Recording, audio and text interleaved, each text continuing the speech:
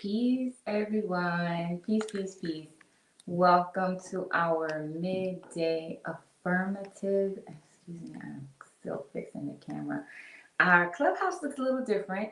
So, the I New Life Global Ministries clubhouse has been turned into a house.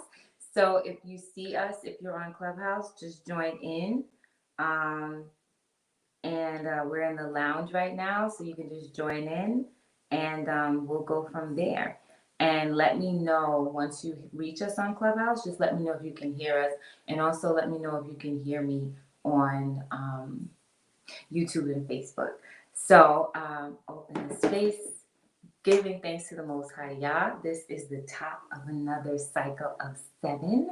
And so we all know that we take this first 6 and we do our work. Today is the day that to give thanks night. Today is the day that we start our work. Today is the day that money moves, right?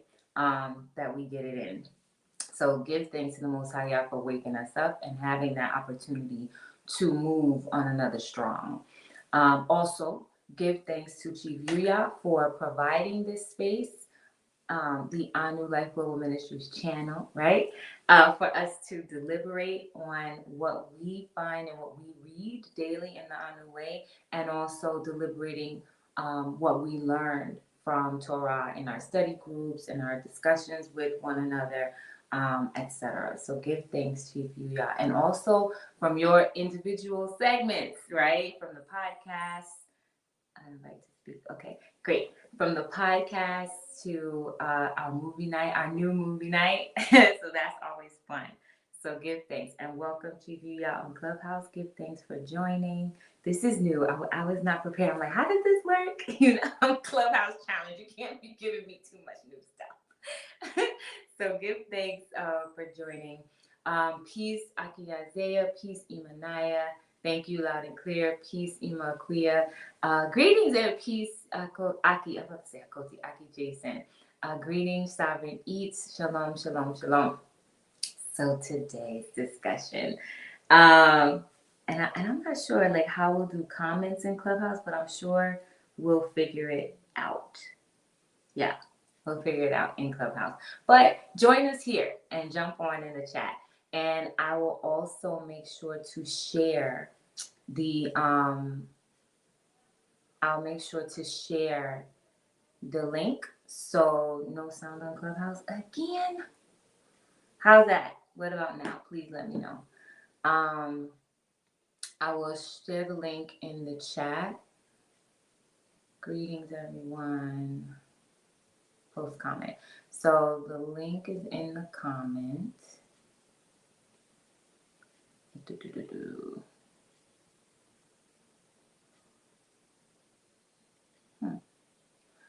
I'm going to post the link in the comment. And if I can, okay, there we go.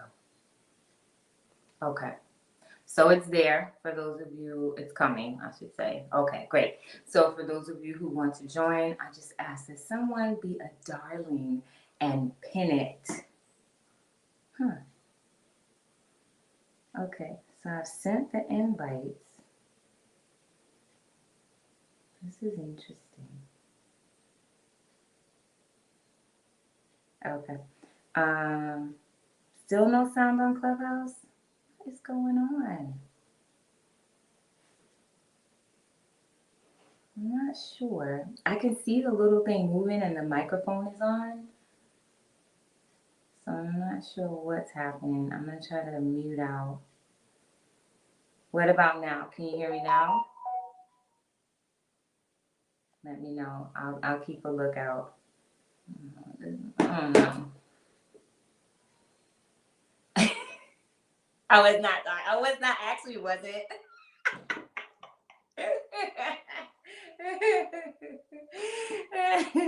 I wasn't, but good thanks if you're gonna do it. I was actually asking one of the sisters who usually go in and do that for me.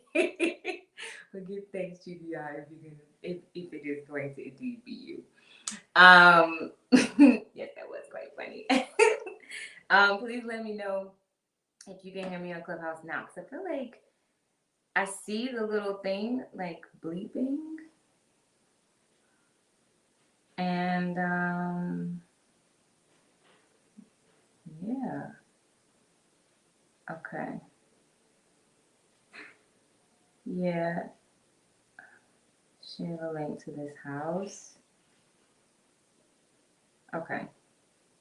Well, we may just be on peace messing like we may just be on YouTube and Facebook because me and Clubhouse ain't vibing today, and I'm quite sure it's something that I'm doing or something that I did, but I couldn't see the thing to make a room in the house. But now we're in the house.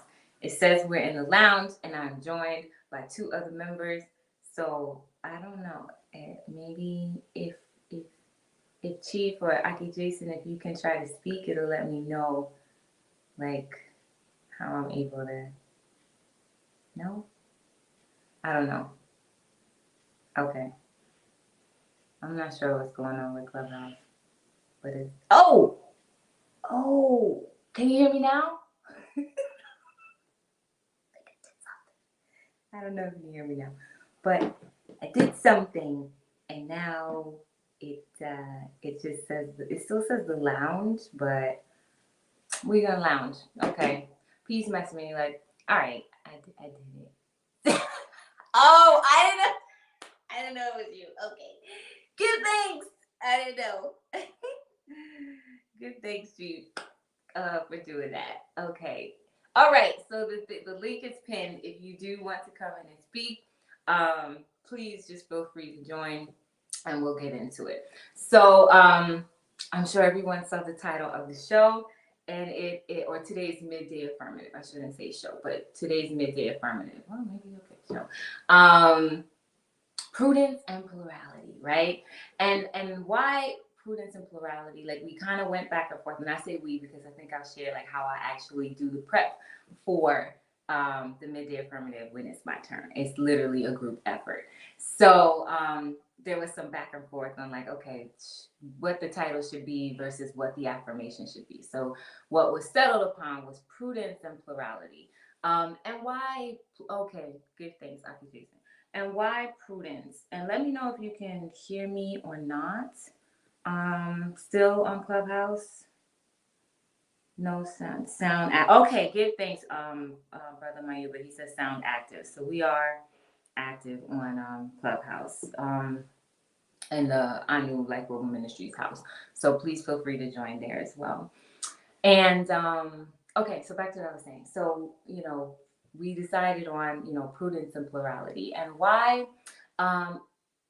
it came from like wanting to have a midday affirmative that was, y'all know I like stories, and I wanted to go over the story of Leah and Rachel, and so it evolved into a larger discussion about plurality because we know that Leah and Rachel, peace, Asata Hava, we know that Leah and Rachel were both married to Jacob along with their handmaid Zilpah and Bilhah. But this is specifically about Leah and Rachel, right? Um, like I said, it evolved into a conversation or a deliberation, a deliberation on plurality because it seemed to be like the right thing to discuss at the right, at that time. And also because a lot of the times when we, kind of touch on that subject, and I'm saying this, and I'm speaking to the sisters, like we have learned last strong that like it is not our place as women to, rightly divide the word, but to accept instruction and direction from our head, right? So this is not me dividing, the word, but really going into major deliberations. It's like I disagree because I think this. But that's what we have to do. The truth is to be deliberated, and that's what we learned in Anu. And so, so what the discussion is today really is like how we approach plurality from a few things, right? And another reason being because it gets like touched on and then shied away. And some of that comes from like, if I'm saying this correctly, like a cognitive dissonance. There's all this talk whenever, you can search, the internets and like the mind numbing, YouTube and Instagram, whatever, all of that. And it really, people have a lot of words, right? For, everybody's claiming to be P31 and I'm P31 and whatever it is, or, everybody has all these comments on what should happen in relationships. But the minute, plurality is mentioned, everybody's like, I don't touch you with a 10-foot pole. And peace, Master, peace, MGC Randy, Abaras Kush. And then there's always talk about, when we're looking at scripture, everyone is so comfortable to speak about Jacob, and even stories about Leah and Rachel, David, Solomon, like everybody wants to, have the conversation. But again, there's never this like honing in on like the actual structure of the household, right? And so that way people can, kind of stick to which has been done in Christianity, right? People can kind of stick to the monogamy argument, right? And I want to be very clear, and I'm going to quote something from the Anu Way. In Anu, we promote plurality over monogamy when it is reasonable and beneficial. We are kingdom builders. We must promote the creation of stable families, even large ones, when it is most prudent. Jealousy and narcissism are not reasons to deny our established marital structure. And so that's what I'm, kind of getting into. Like, and this is, and please feel free, like brothers, please feel free to share. But again, like I'm specifically speaking from the sister's point of view and to the sisters. And mainly like what we see is like, so the question is like, why is there such a, like, I don't want to touch it with a 10-foot pole, and like all of the assumptions, like let's get it, like, let's talk about the assumptions. Like immediately people are, oh, it's because, he just wants to have sex with a lot of women and da da da da. There's never any, real look into or real like kind of sit and think about like what you say before you say it. If someone is a kingdom builder, everything is not about sex. Everybody's not sitting in their, sacral chakra. They're not sitting at the lowest of the low, just waiting for or just trying to do things to get that next fix. That's not where everyone is. Some people are very directed. Many people, many men are very directed and know exactly what they need to do and want to do to build nations. And that requires sometimes large families. And it is what it is. And again, it's not for everybody. We promote plurality over monogamy when it's reasonable and beneficial. And the truth is, if it's beneficial for that man and you want to be with that man, then it's going to have to be beneficial for you too. There is no like kind of stepping on the side and figuring out like what works for you. This is what it is. And then if that's what you accept, then that's what you accept. Nobody's saying that you have to accept something that you don't want to, but there is a point where we have to be realistic, right? So what are some of the problems and the issues that we run into, which is kind of like why, like, women or females, I say females, don't want to touch it with a 10-foot pole. And a lot of it is like rivalry. And so we'll get into like a few points that we discussed in our deliberation on like how that rivalry kind of comes about. So the first one is, I'm just going to put it out there, is the not being sisterly. And I'll use it from the standpoint of, from using it based on an example using Rachel and Leah. And if we know the story of Jacob, Rachel and Leah were sisters before they were sister wives. They are blood sisters.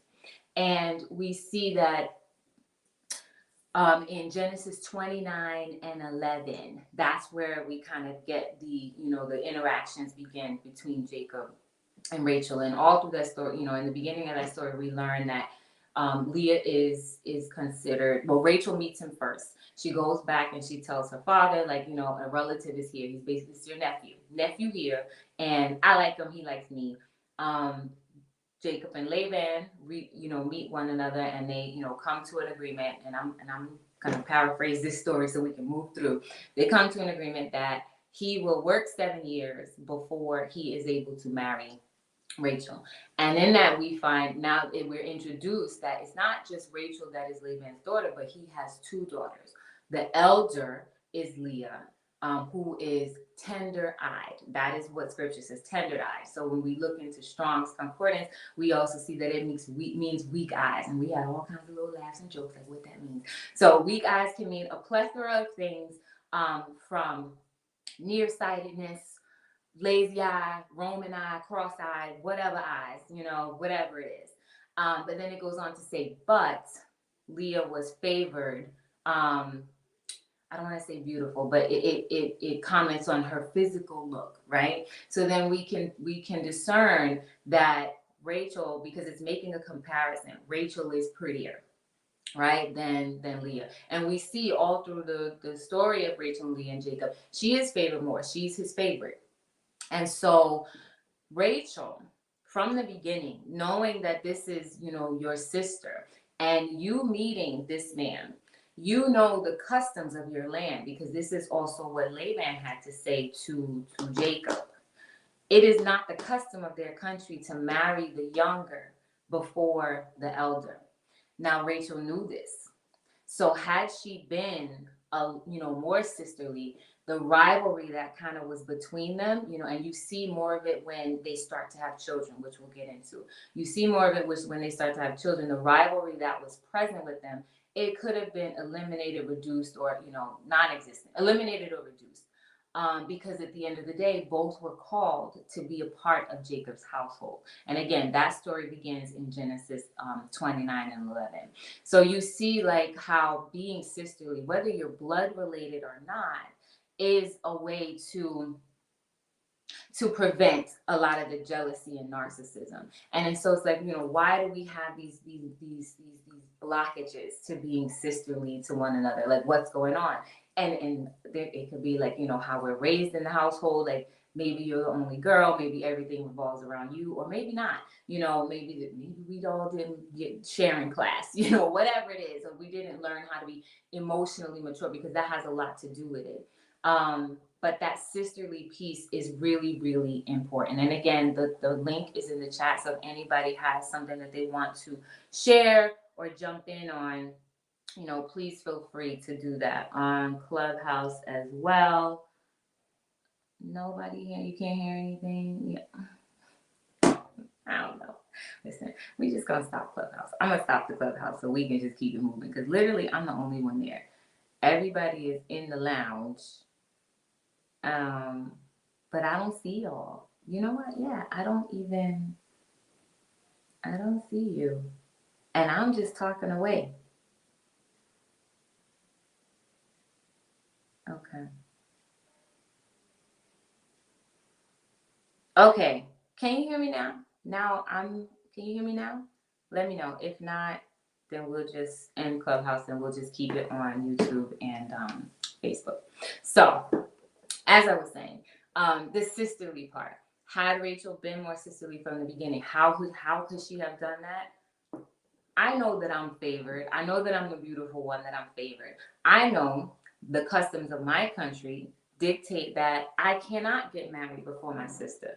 Maybe I know that there's probably no prospects. How do I, work this and so that I can help my sister out while I'm also, getting something out of this? So instead, yes, I am forgetting colors. So instead, and this is not to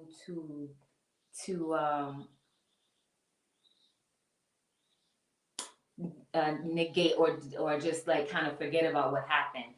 Laban was very deceptive. He was absolutely deceptive in that the promise and the understanding was work for 7 years, you can marry the daughter. But instead of it being Rachel on the wedding night, it was Leah. And so needless to say, Jacob's very upset about it. But then, okay, it's working now. Oh, okay. So needless to say, he's very upset about it. And so Laban is like, okay, well, just give Leah at least give her Shavua. Shavua is a week. Give her her week, whatever the custom is once you're married. Give her 7 days, and then you can have Rachel too. So Rachel was still married within 7 years. She just had to wait an extra week. But then the agreement was, give me another 7 years. I'll give you Rachel too, after you give Leah her week, and then you give me another 7 years. So he's there for 14 years for working, working for Laban for 14 years, as like the dowry for these two women. And from the get-go, Rachel is kind of bratty. And then we see Leah also kind of fall into that, and who knows like what it was for. Rachel was desired more. Leah could have been also more loving and recognized Rachel's barrenness, right? So that's what we get into, like the children, the bearing children part. But more importantly, instead of falling into like, what you have, what I don't have, and vice versa, what could have happened was, really being cognizant of your role in the family. The point that you come in, whether you are coming in as into a household that's already established, or coming in as you being that first expansion, right? Because we are not the foundation, the men are the foundation, but you can be part of that, first kind of push for expansion in a household that is going to be plural. So first wife, however you want to describe it, we have to play the position and role that we're assigned, not adding and taking away based on, whatever our own understanding is or whatever narrative in our head that we want, but like you play your position. Whatever your lane is that you're given when you enter, that's where you stay until you are, given the go ahead to click the signal and switch lanes. Like that's how it goes. It's not like I'm just gonna, do what I want based on what I think because I come in with this and I know that I'm good at it. That's just not how it works. Women, we went over this also, and I know women are desired, right?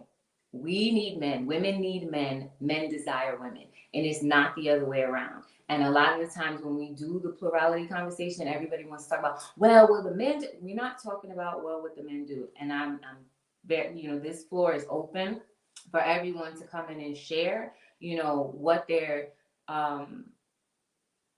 deliberate. The floor is open for everyone to come in and deliberate. But I do want to make it clear, and I know we do promote plurality, and what we're not going to do is go over like, where the men need to pick it up, step up, let the men do that for them. That's not what this discussion is about. It is where we need to pick up and do what we need to do in order for that to, that family structure, the plural family structure to become or to be successful, right? It's stay in your lane, right? Know your position, be sisterly, and then also when you're in that situation or you're in that structure, stay in your lane. Because when you are, focused on what it is, whatever the task is that you have been given to do, whatever the role it is that you have been brought into a particular homestead to play, you won't have time to worry about how the master is moving around with another sister. It doesn't need to work like that because you're totally focused on what you need to do. Then you can, get through whatever task that you've been given because you've been given direction, right? So you're moving, not necessarily with blinders on, but you're moving. Peace, Abiyaram. Peace, peace, peace. Welcome, welcome. Sovereignty says a whole Decepticon in the Bible, but yes, on a serious note, it appears as if he withheld cultural protocol, and I think you are referring to Laban. He did withhold it until the wedding had already taken place. He did, so it was highly, highly, highly deceptive. So we're not gonna not acknowledge that it was definitely deceptive. At the same time, Rachel also knew. She knew. The customs of your land. You knew good and well that you weren't going to be able to go through with that without your sister being married off first. So that goes into like how we kind of, and she pointed it out last strong when we were all like, we changed things. We change things. We know something or we hear one thing and it's like, and it becomes something totally different when it has to be put into action. And as he said, like that's not necessarily a bad thing, but that's what the men are there for, So that's, her father was there to be like, this is not our custom. Again, highly deceptive how he did it, but he did make the custom known. And there was some things that also, obviously like Jacob should have also been moving in a certain way. But again, we're focusing on the female. We're focusing on the women right now. Yes, yes, yes. So yes, it was a whole Decepticon thing. So yeah, so being sisterly, and both of them, like, and I will say this. I remember like reading the story and thinking like, oh my god, like Rachel's such a brat. But there were things that Leah, did as well, like because there's also like we see as the children are named, right? So I'm gonna move a little bit into like the bearing the children. So we see in Genesis 29 and I forget 29 and 27, I think, or 29 and 30, when the children are starting to be born.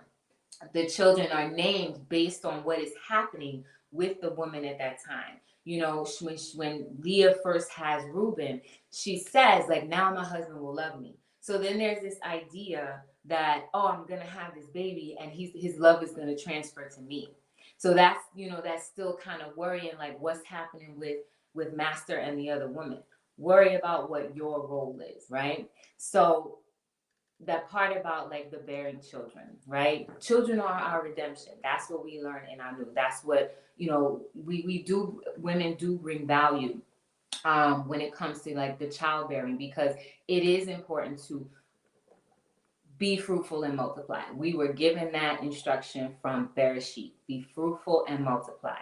So when it comes to many of the stories, how the women had rivalry, it's based on the value added, the value added that they bring. Like, sometimes who could and who would, or who couldn't or who wouldn't have children. The one who had children started feeling themselves in some situations, and we see that with Leah. We see that, and Rachel, when God did open her womb, she started feeling herself too. She was glad I had added on. But even before God opened her womb, oh, I'm gonna give my handmaiden. It's like I need to do this. So they sometimes they started to feel themselves. This is not the first case that we see that. We also see it with their predecessors, their ancestors, with Sarah and Hagar. Sarah was barren. Yah had not opened up her womb, even though he told her, he sent her a message. I'm going to do this. And what did she do? Abraham too. They both laughed. They laughed. And so when she decided to go and do something else, and we'll get into that, but she also does that with Hagar. She, kind of takes it upon herself to, um, go and have my handmaiden. Handmaiden has baby. Hagar starts feeling herself. So we see it happen, a few times. Another time where that happened, um, the one who didn't have, and what happens is the ones who don't have children can sometimes become resentful. We see that's what happened with Hagar and Sarah. That's what happened with Rachel and Leah. In another situation, the story of Hannah, which is in First Samuel, first chapter, you can read the entire story. So Samuel 1, I'll just say First Samuel 1, we see the story of Hannah. And peace, Akizak, peace, shalom, shalom. Give thanks, Imaniah, Genesis 29 and 32. So we see the story of Hannah. And so First Samuel 1 and 2. And he had two wives. He is El Elkanah. Elkanah is the name of the head of the household, and he had two wives.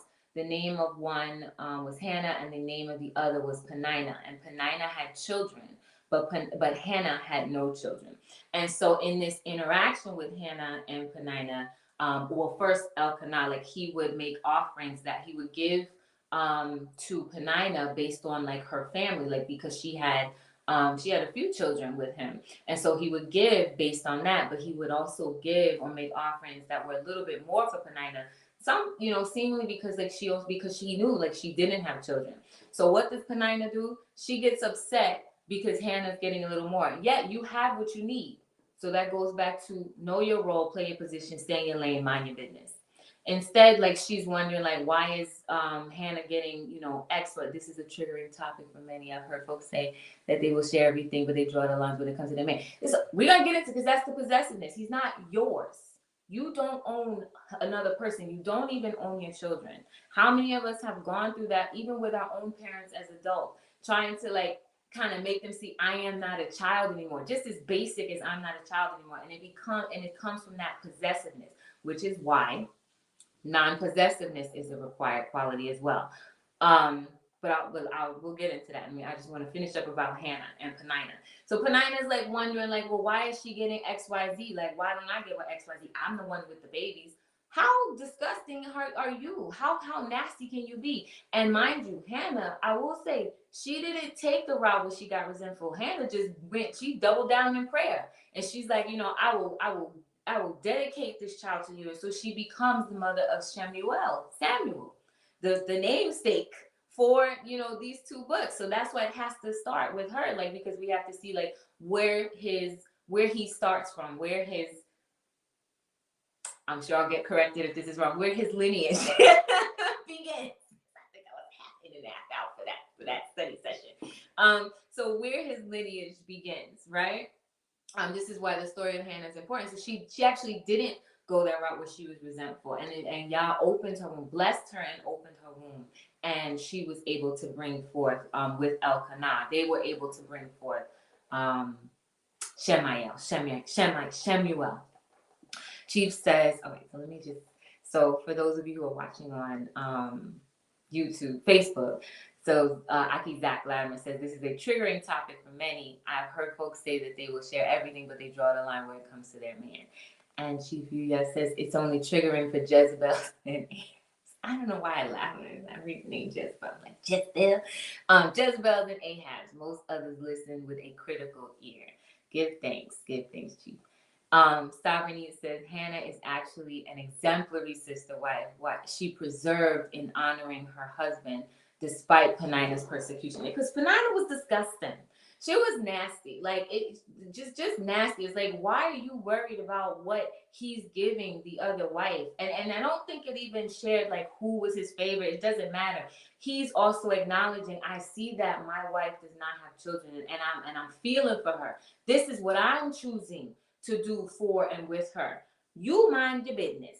You got 10 babies. I can't remember how many babies it was. But you got all these mouths to feed over there, and I am providing for you as I should. And probably even more so. You got a roof over your head, the kids fed, you got new clothes, you got this, that, and the third, what you need. You dry, shut up. That's it. Augie Zach says, makes me think of the movie last night when she spoke on refugees and how they don't have the same systems in other countries. The systems in place that are here in America give one a false sense of security. Absolutely. And that's what that, like, one man, one sound. Like that. Well, it is one man. Sorry, it's the other way around. Clarity. Let me give you another point of clarity. When we're talking about plurality, we're talking about one man, many women. Not, we're not speaking of polyandry. That's not what we're speaking of. We're not speaking of polyandry where it's one woman and many men. That's not the plurality we're talking about. So I just want to make sure I'm very, very, very clear. So when I read the quote from the On the Way, we promote plurality over monogamy when it is reasonable and beneficial. That is referring to men desiring the women that they need and want, that they want to help build their kingdom and run their homestead. How many viceroys, vice presidents, VPs, senior director, executives, whatever, that they want, to do that, not the other way around. So if you hire for the job, be grateful for your job the same way you're grateful for the one that you for the daddy that you answer to when you go to somebody else's job every day. So I just want to be very clear about that. So Hannah was warm. And so here, and if you've been listening, I've been, kind of sticking in and I knew we have required qualities for men and women.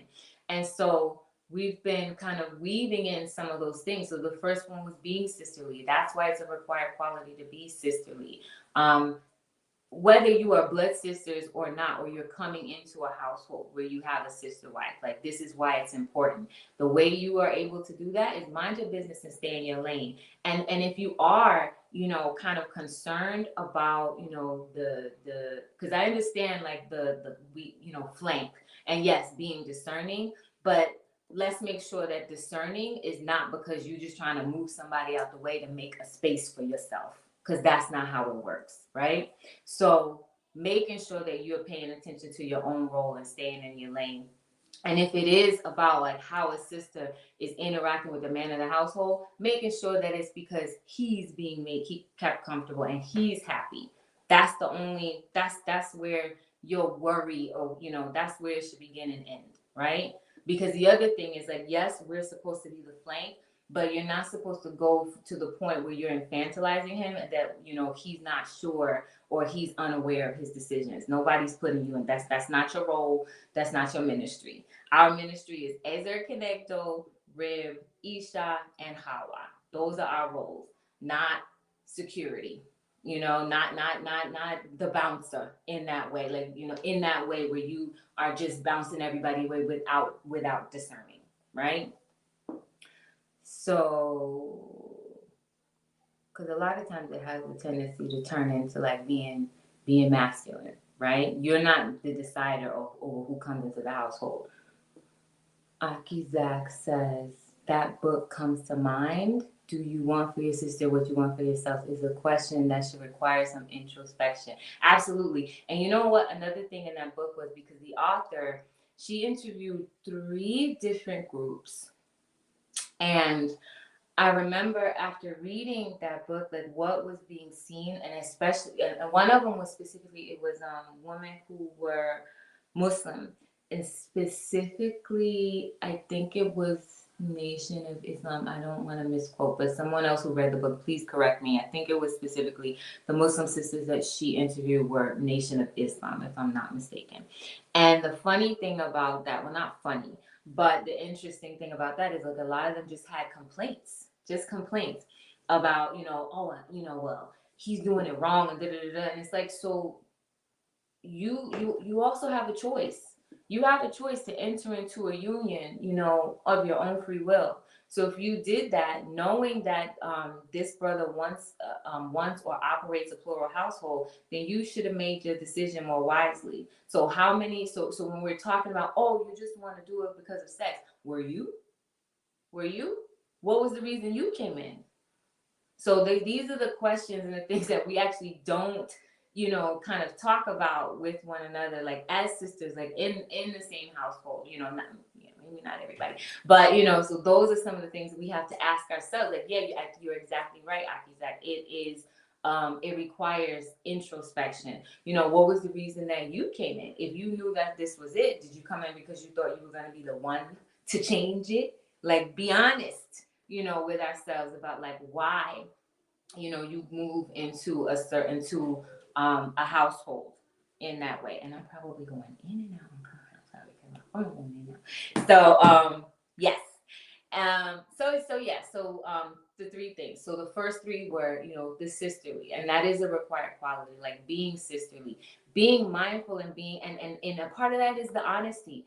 Was Rachel honest with herself in knowing, like, but this is the custom of my land. I really like him, so how do I do this? Maybe I could bring my sister along with me. But she didn't do that. She wanted what she wanted.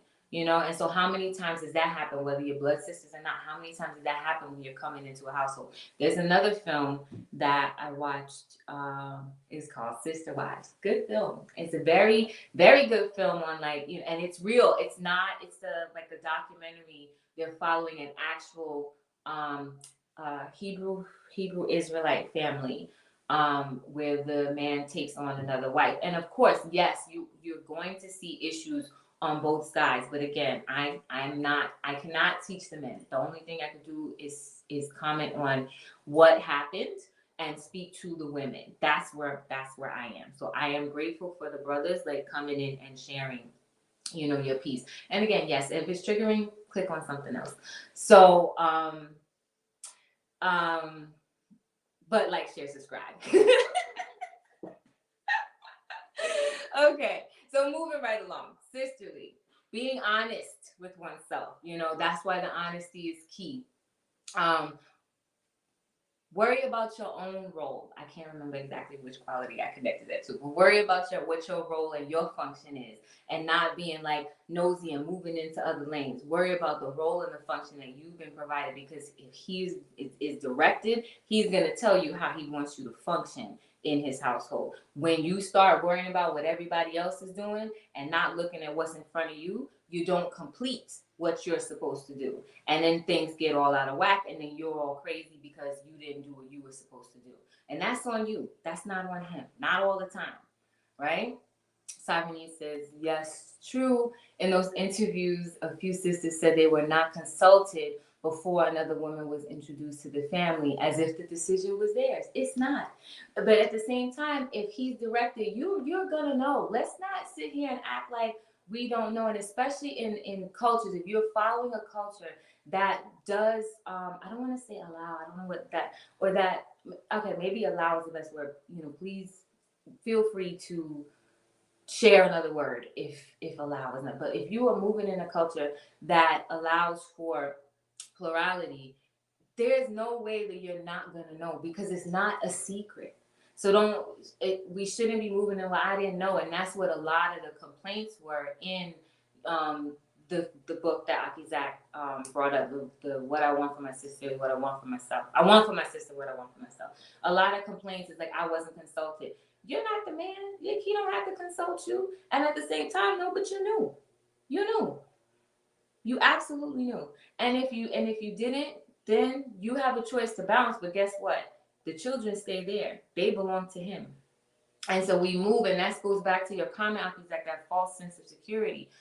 Because then what happens is you move in a way where you're now, you're coming under the state. And now that's your daddy telling you what to do. And a lot of the times women are very comfortable with that daddy telling them what to do. And so then when it comes to like, I want your children to go to this school, or you're not getting what you need because your children are going to some place that's subpar and you want to complain, or maybe not. Then you just, you just have, babies who are moving in a subpar system, and it is what it is. You get what you get. So when you're making the decision to like go to the unseen daddy, that's the state, then know that you're not going to get the full benefits of what you would be getting had you followed the formula set down by the Elohim. So then we move into the third is, the value added. And so that example was brought on by like the example of bearing children. Much of the rivalry when we see in some of these stories was, how the women, would behave toward one another based on the children that they had. And that's not sisterly as well. Taunting, because that's what Penina did. Taunting Hannah because she did not have children. Absolutely unacceptable. That's disgusting. She was, as one of the sisters said in our deliberation last night, she was the adversary, right? So she was acting like a Satan. That's what she was doing in that moment. Just absolutely disgusting. But again, Hannah was rewarded because she did not fall into that. She showed, emotional maturity. And it doesn't mean that she was like stoic. That's not what I'm saying. She was absolutely upset. She was absolutely hurt by it. But instead, she doubled down and she prayed.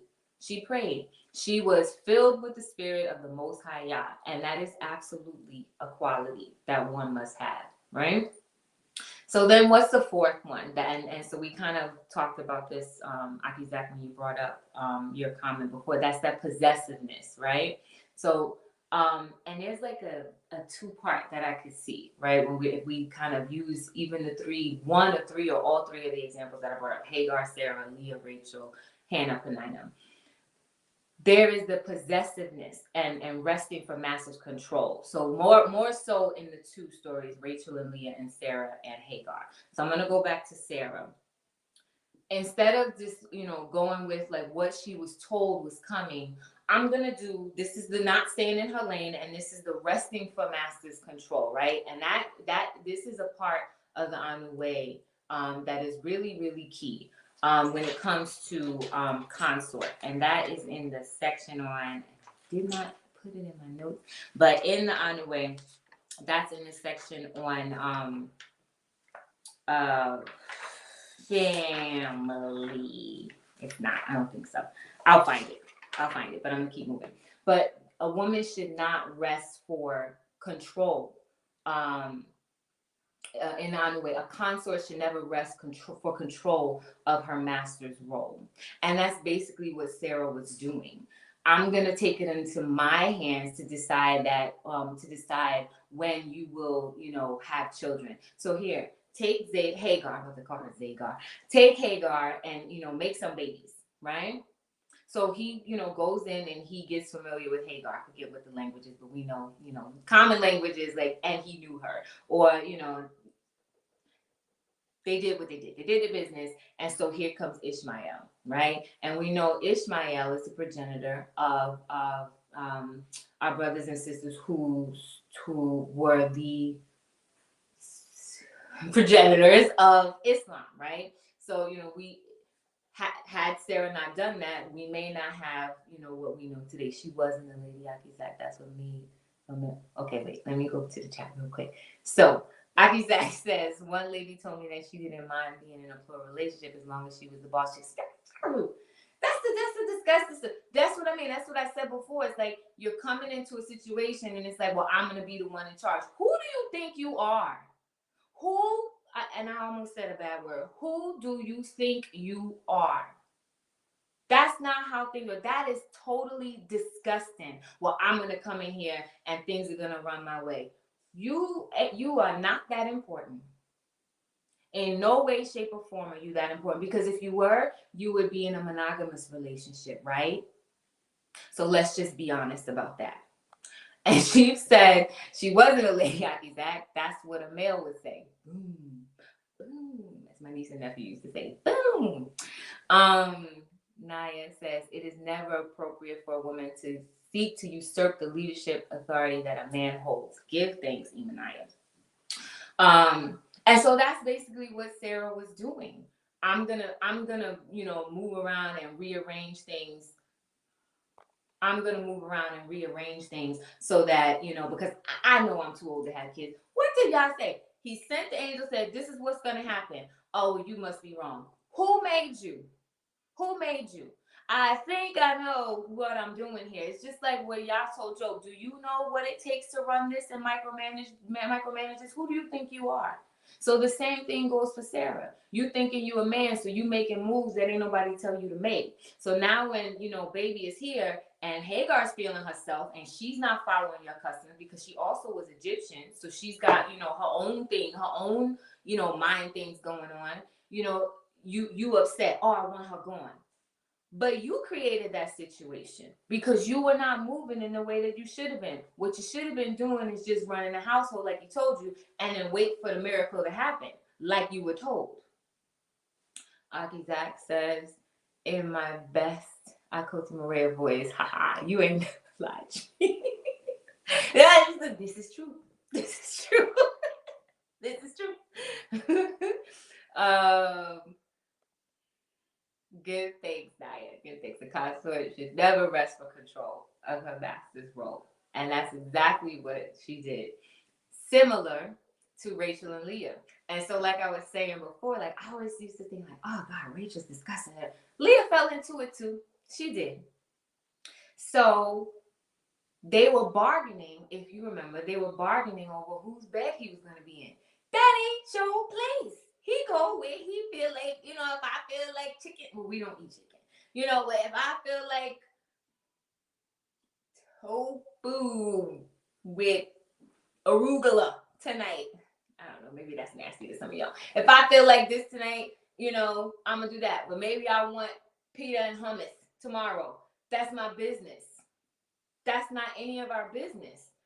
That's if he decides to go there, and that's what it is. But instead, they're bargaining for who he's gonna be with, and some of it was also based on Rachel's barrenness. She's sitting there. She's like, all right, all the three other women, because at this point, both even though y'all have opened up Leah's womb, and she had, I think, about 5 of the children at this point. She had 5. And she stopped. No, she had 4. Because after Judah, she stopped bearing, and then because Judah was number 4. So then she wants to continue to enter the race because Rachel had given, I can't remember whose servant was who, but Rachel gave Bilhah to Jacob. She said, well, okay, you take Zilpah. So now they're competing with each other through the maids. similar to what Sarah did. You now trying to decide like who gets the most love based on the children. Because yes, there is something to say about value added. Like, some of the value added that we bring as children, but some of us may not have children or are unable to have children for whatever reason. But there are other things that you're able to do. Chief has said it many, many times. So you allow him to tell you how he's going to utilize your skills within the home, whether it is for bearing children or something else. It's not for you to come in and decide like, oh, well, I'm good at this, so I'm going to do it this way. Sit down. Top tier speaker says, reminds me of the importance of self-esteem for all women. Insecurity affects a female's ability to be sisterly. Absolutely. Fabian says, right, Imanaya, I think it's important to see that in this section, a woman who behaves like that is likened to Lucifer seeking to control its creator, right? And what you do see, also, even in this, when they're, bargaining over, who's going to be with who and wrestling for master's control and possessiveness, it's manipulation. And so this is why it's important for the required quality of non-possessiveness to be present. Because all that manipulation, it doesn't take too much energy and too much brain space. Like, it's just easy to just mind your business. Just mind your business. Back up. Just mind your business. All of that manipulation, like, put that energy into whatever the task that you've been given to do, and you will be successful. Put that energy there. So yeah, Leah wanted to gain the love of her husband. So she didn't see that he did have love for her. You had 4 babies. He did have love for you, right? Because if not, then he could have just even lazy eye Leah or Roman eye, whatever it was, what was going on with her. He still did. Because over time, and please, brothers, feel free to comment. That could have maybe grown over time. But instead, you're still resting to be the best loved one. If Rachel is the one that he loves more, then so be it. Be happy with the fact that, you've been able to bear 4 children, and another 2 through your maid and whatnot. Be happy with that. And then you didn't have to bargain with your sister. Sit down and figure out how maybe we can work, figure out how you're going to be, how we can, open your womb. What are the things that we can do here on this plane to open your womb, right?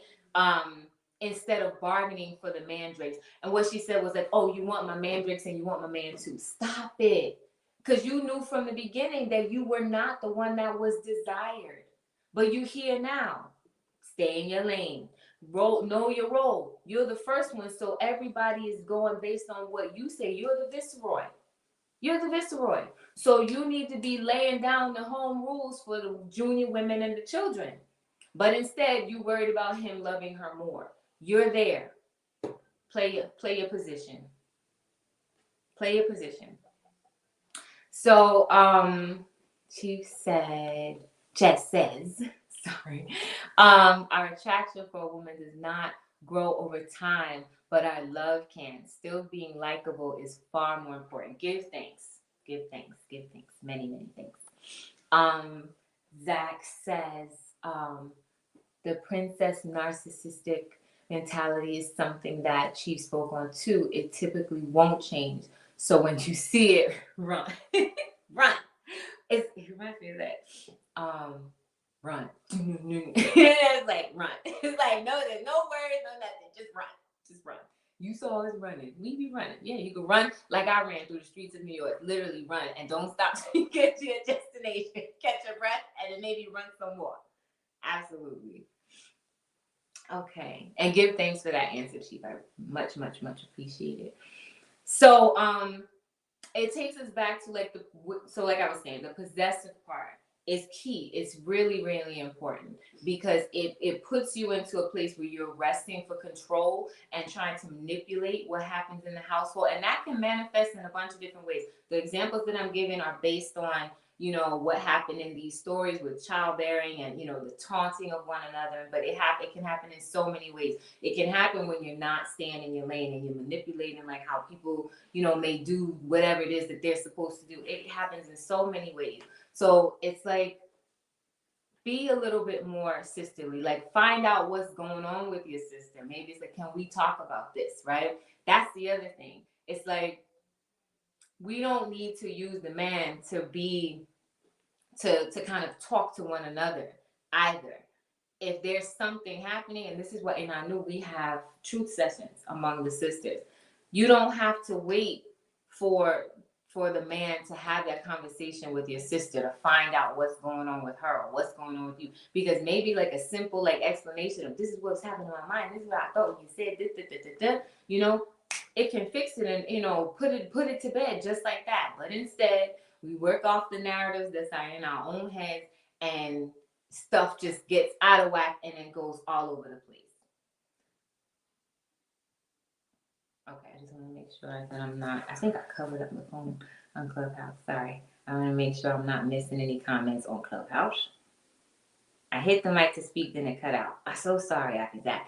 If you want, please feel free to come on. So nobody is obligated to put the camera on. You can absolutely come on and keep your, you know, screen avatar. Please feel free. I encourage people, because I don't know what's happening with Clubhouse. But if you want to speak live, feel free to come in and say your piece on the screen here. Akizak said, could be more sisterly if they have never seen what it looks like. This is true. This is true. That was Marina. This is true. If you don't know what it looks like, you know, if and it doesn't necessarily mean that you have had to have blood sisters. You know, many of us have women in our families and women in our communities, and if you have like a good example of what that looks like when it comes to like how you speak with one another, and what I'm referring to is not bonding over drama.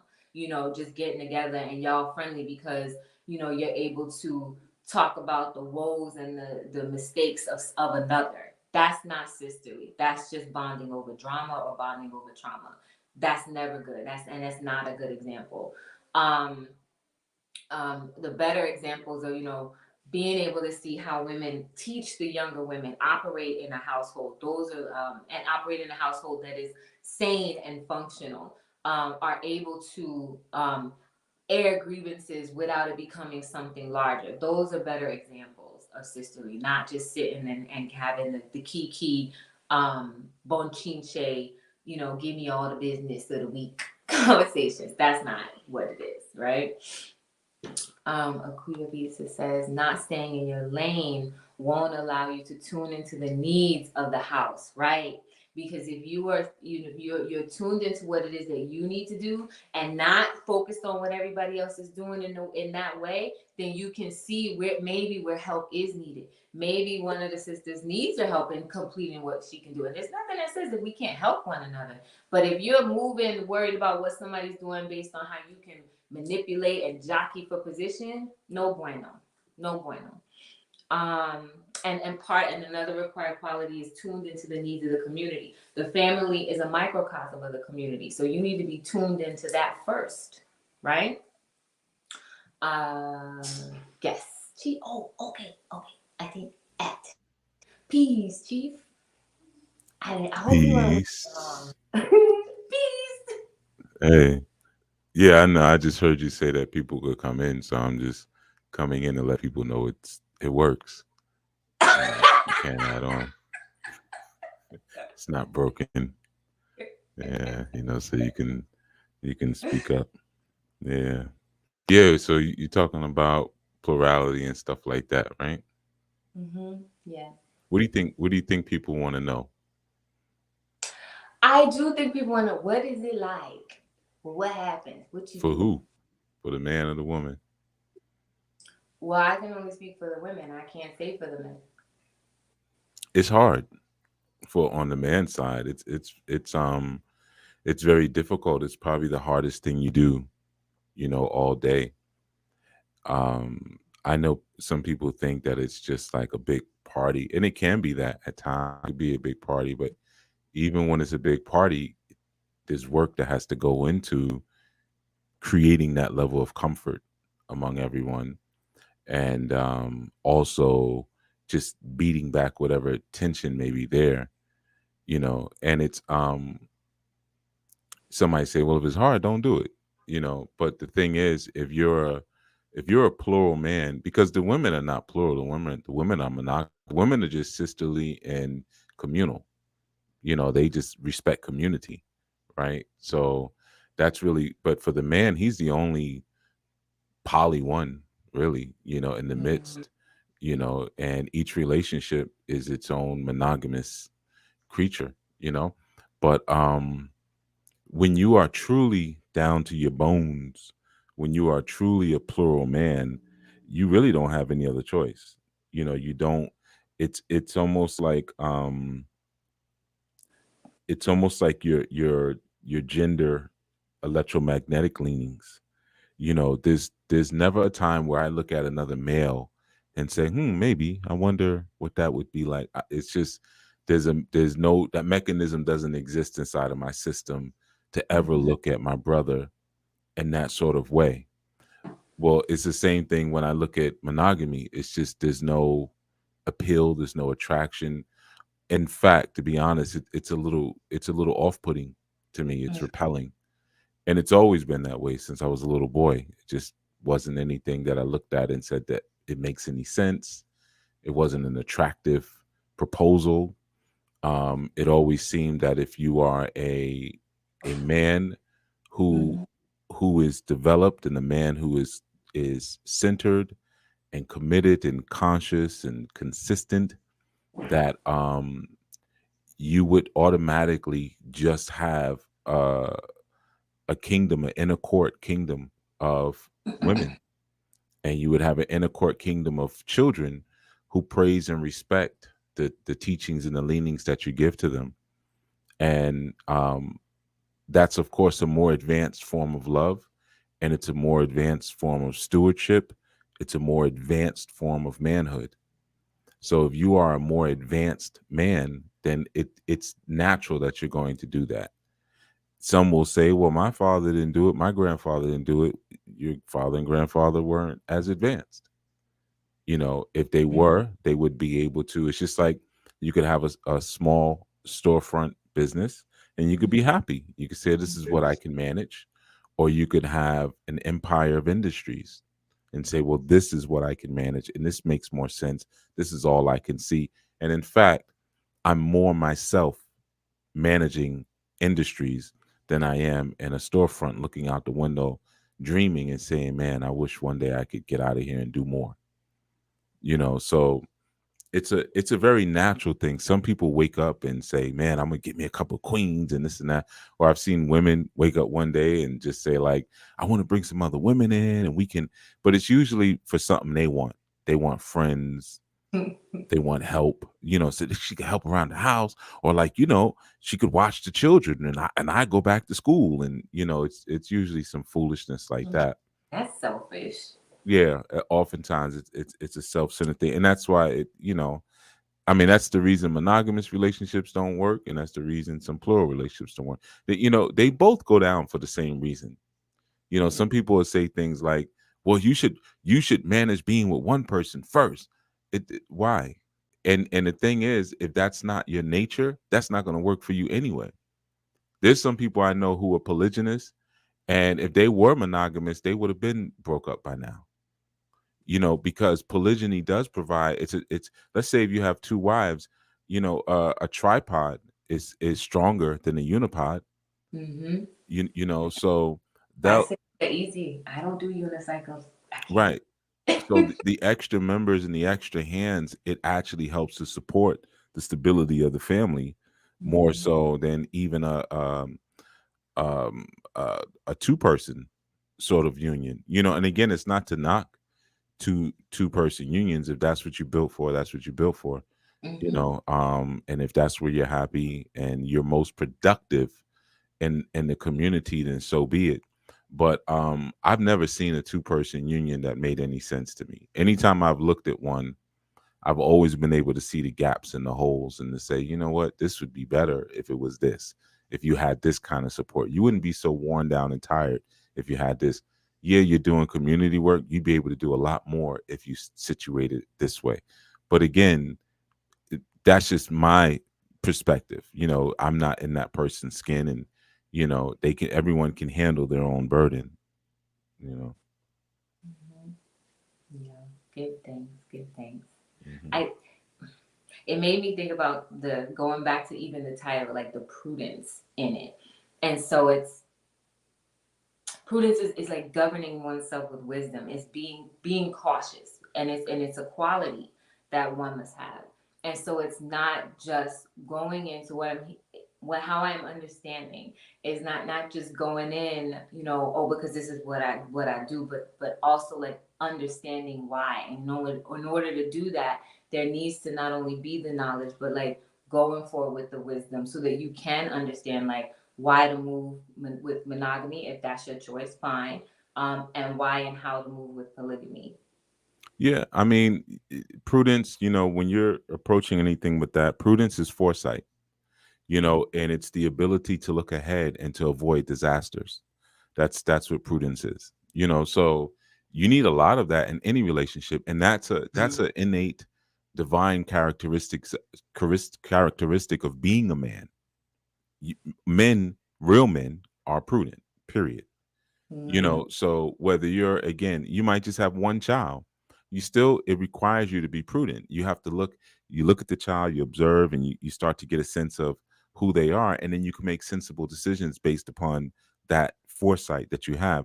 yeah. Men have to be prophets, all men. And to think that, no, I just go to church or I speak to my spiritual leader and they provide that level of prophecy for me is a mistake.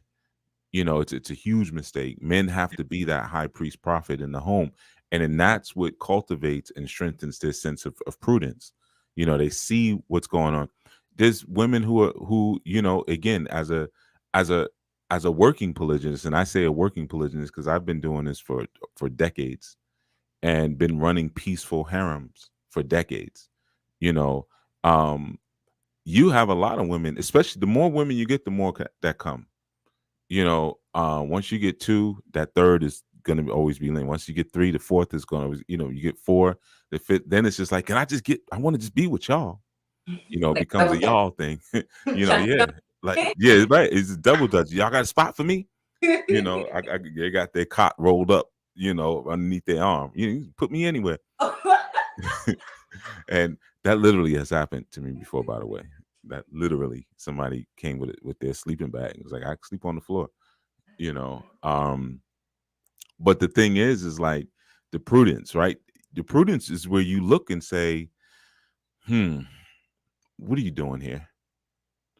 What do you want? Where's this going?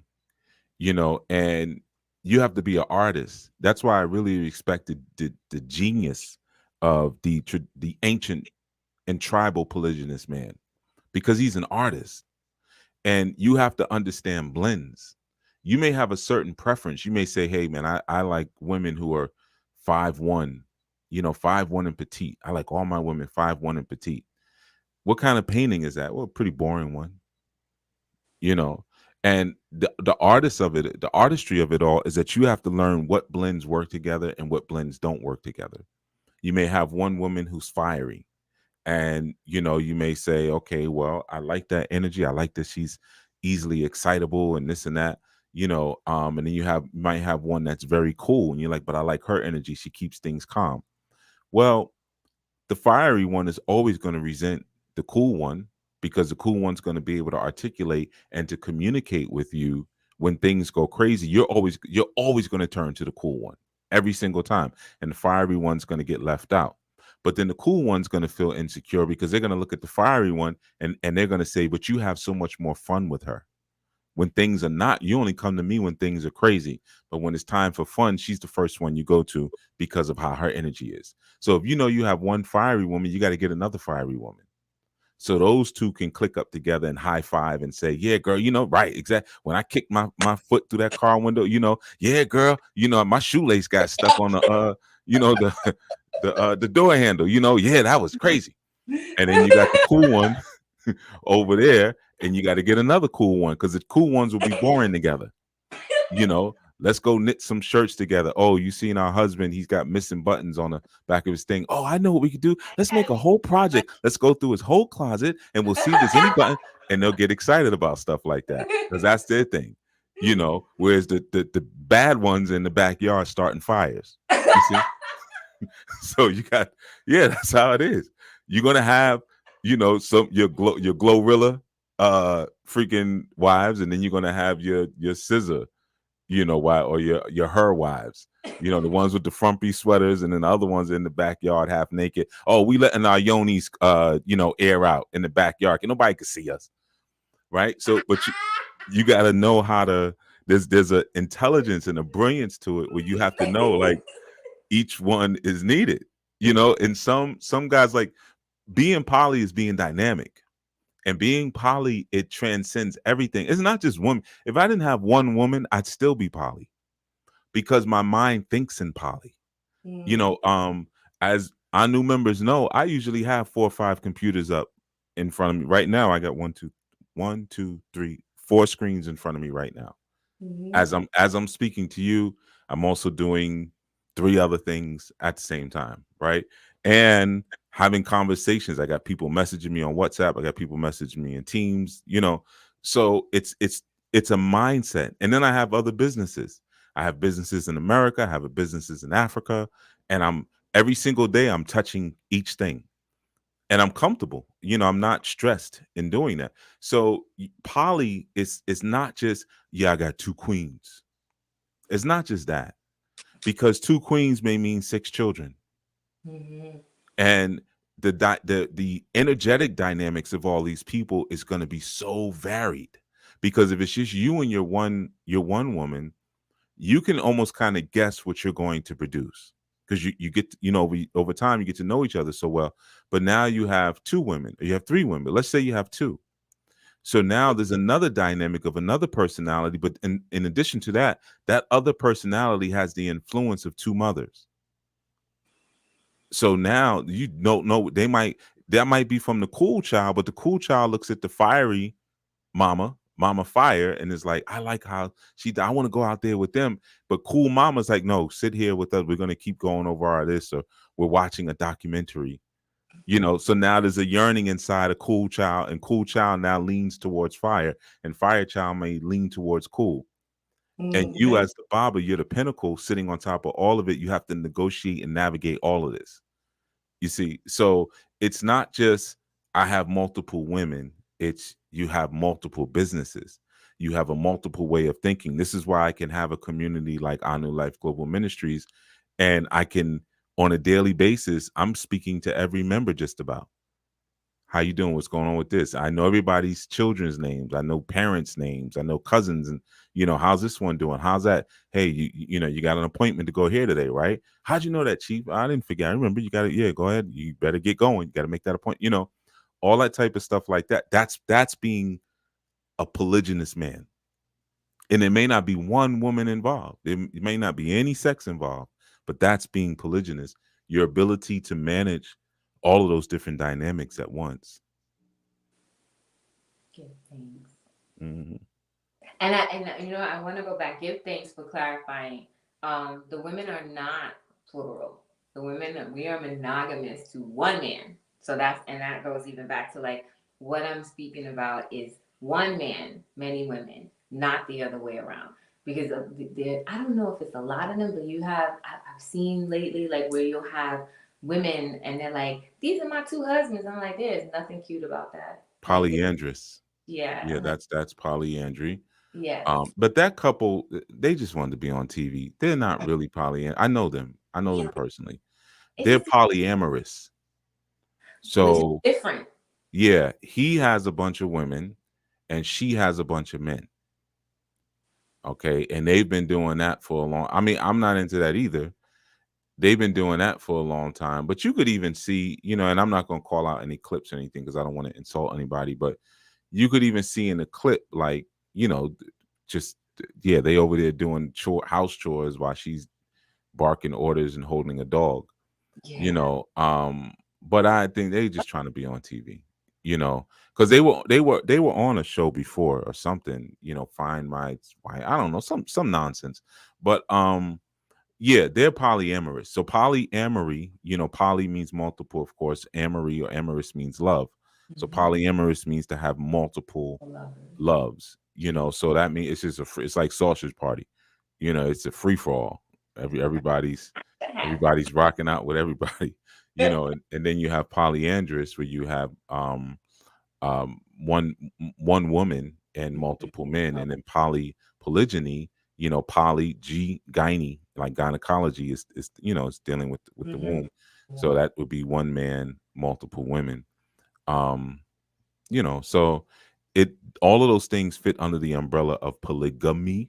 Mm-hmm. But you know even that is because gami or gimme means marriage, so multiple marriages.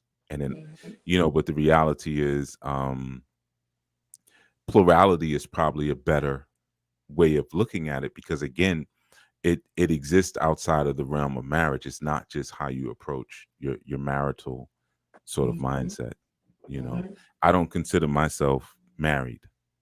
Now I'm married in the sense that I have women that I have sex with, and sex is marriage in that sense. But married in the Western sense, and when I say Western, I don't just mean that I went down to City Hall and got a piece of paper, but I mean, even if you don't have the piece of paper, and you, let's say, common law marriage, I'm not even that. So plurality is a little bit better because it allows for more of a custom concept and covenant based on your culture.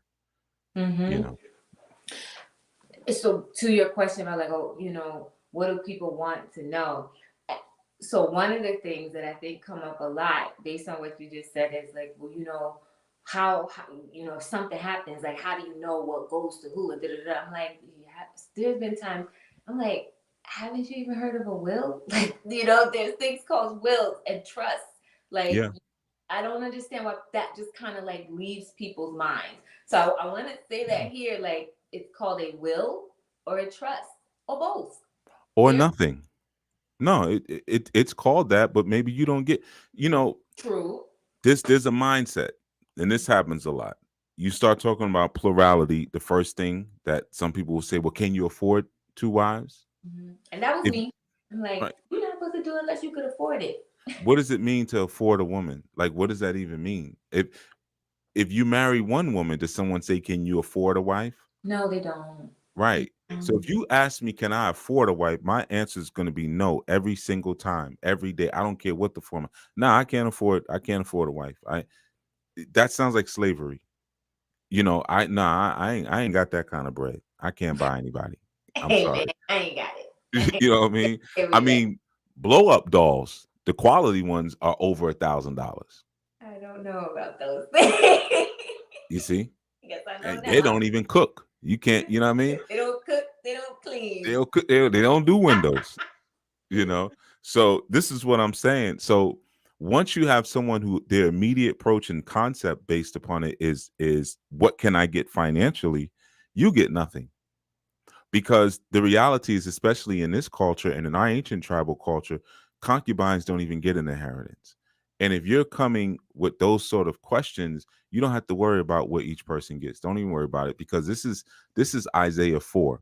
You can go Mhm. make your own bread and go Yeah. make your own clothes. You're going to cover yourself. Don't even worry about it. Now, I'll give you my name, so that way you're not out here looking insane, but you don't get any of this Hmm. because you're not qualified. That's really the reality of it. So sometimes people want to kick traditional when it comes to something that they want to argue against. But okay, yeah, I'll take care of you if you're a virgin. If you were raised under right ruling by your father. And virgin not just meaning, well, I'm 50 and I'm virgin. No, you're virginal, meaning you're young, and you're also a virgin, meaning no man has entered into you. Now you get a completely different arrangement because of what you're bringing. But the reality is, you got 5, 6, 7, 8, 9, 10, 40 bodies, under your belt. Abortions. You might even have children, and you're saying, And I've had a woman say that before. Well, you have to provide space for myself and my daughter. And you can just imagine where that went, you know. So it went nowhere fast. So that's the thing. It's that sense of insane entitlement because, you're thinking that someone is getting something from you. And the reality is, if you're not a virgin, straight up, if you're not a virgin and a man brings you into his household, he did you a favor. And if you are conducting yourself any way other than that, again, polygynous men are successful men. I don't know any true polygynous men. And I'm not talking about guys who have multiple women or even multiple wives, because it's not hard to get two women to agree to be with you, especially they might already like each other. They might be lesbians. But so that's not impressive. And I can tell as soon as I see him, I can tell from first sight. Mm-hmm. 3 seconds, you show me you and your wife, I already know what this is. I already know what y'all doing. Once I see a bunch of piercings, she always showing her belly button, and I already know what y'all doing, right? So that ain't nothing but a long term 3-way, you know, So and the truest sense, when you have really truly polygynous men, I've never met economically disenfranchised, truly polygynous man. So some people don't realize that if we're able to get to that point where we can establish businesses and multiple streams of income, choose intelligent careers that have sustainability, we have learned how to protect our wealth. We have learned how to generate wealth, and we've learned how to properly evaluate and assess deals that are put in front of us. So sometimes you'll come in front of us and say, well, hey, I want to join your family. Well, what do you bring? Well, I'm into holistic health. I can cook good meals. That's not worth anything. That's worth nothing. That may be worth something to the guy down the street who's eating egg sandwiches every night for dinner because he's really living that bachelor's lifestyle and he's sick as a result. But you don't get to the level of being a truly polygynous, successful man and not knowing how to do certain things like have a clean house, eat quality food, get proper sleep, hydrate properly, nurture yourself, self-care. All of those different things come along with it in order for you to even just be successful in this society. So when you come with those very low level things, you're not going to get in with that. That's not the currency that's going to get you in. Now, if you have those things and you say, well, you know what, I'm a virgin and my father raised me under the law of the Most High, and I'm going to maintain and keep that law. And I will reflect whatever teachings you give to me. I will immediately impute those into the children that you give me. Okay, now we talking, because now we're actually talking legacy. Now we're actually talking nation building. Now it starts here, and you may already have 15, 20 concubine, but now the nation starts. We can do something with this. You know. Mm-hmm. Give thanks. I want to make sure I'm also not neglecting the chat. I'm just gonna go up a little bit. It was busy. It was very busy. Um, Aki Zach says, I'm sorry. Sovereignty says it could also be crucial to see how highly valuable you are based on the ability to bring forward children. To give birth is seen as the cultural epitome of being married to woman, wife. Let me read that again. To give birth is seen as the cultural epitome to being married, to being a married woman or wife. Yeah, for many, it's like I just want to get in and have these babies for you and then raise them. And for a lot of people, like that's all they want to do. And is that a bad thing?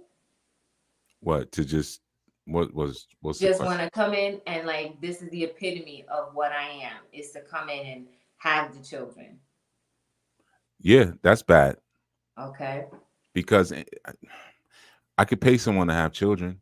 Anyone can Mm-hmm. have children. It ain't no big deal. You ain't said nothing.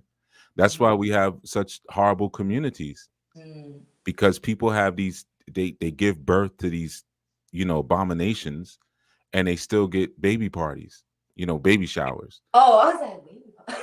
Yeah, baby. I don't do that stuff, so I don't really know the name of it. But yeah, baby showers, right? But no one asked really like, well, how did this baby come to be? Where's the father? Why is it never a father? Oh, we broke up. You broke up already? How? I never that understood. quick. That means you just went to go get the baby. Mm-hmm. So you're fulfilling a Willie Lynch imperative. That's all you did. You went, got the baby, and then sent the buck out into the wild, back Mm-hmm. out into the wild, right? So you're a deadbeat mother, but you're pregnant. You had to be, and it's so sad because I see sometimes women who are consciously aware, who are grounded, who are cultured, and I can hear sometimes the envy in their voice when they cite other females like that. Well, so and so just had another baby, or so and so, this girl on my job is pregnant, and I can hear the hurt, and I sympathize with that. You can hear that hurt, but at the same time they don't realize that that's nothing to be jealous about. That's nothing to be envious about. That person is pregnant with an antichrist, based on what they just did. So having the child, is that ain't about nothing, to be honest with you. We we uphold it when it's the female, but when it's the male, now it's an issue. If I just go out and make 15 babies right now, people will say I'm irresponsible. But Mm-hmm. why won't you say the same thing about me? Why won't you say, well, isn't it beautiful he's out there and he's got his babies, he's having his babies. They have a whole talk show. I want you to stand up and say I'm irresponsible. Like Right. You I see? But yeah. but let's look at Maury. You're not the father. You're not the father. You're not the father. When are we gonna start talking about that for? Let's talk about that. And the woman cries, and then Maury comforts her and then tells the guy to calm down. Come on, don't do that to her. Oh yeah, because she just tried to bring me on national TV and embarrass me, but I got to go and console this harlot, Mm-hmm. so that way she can come back to the next show and do the same thing again and get told the Somebody. same. You are not the father, right? Mm-hmm. So when I'm saying that, just having a bit, no, that ain't about nothing. That ain't about nothing at all, because you're outputting more garbage onto the planet. And I know that's a very harsh way to look at it, but it's a very real way to look at it, because let's look at the community.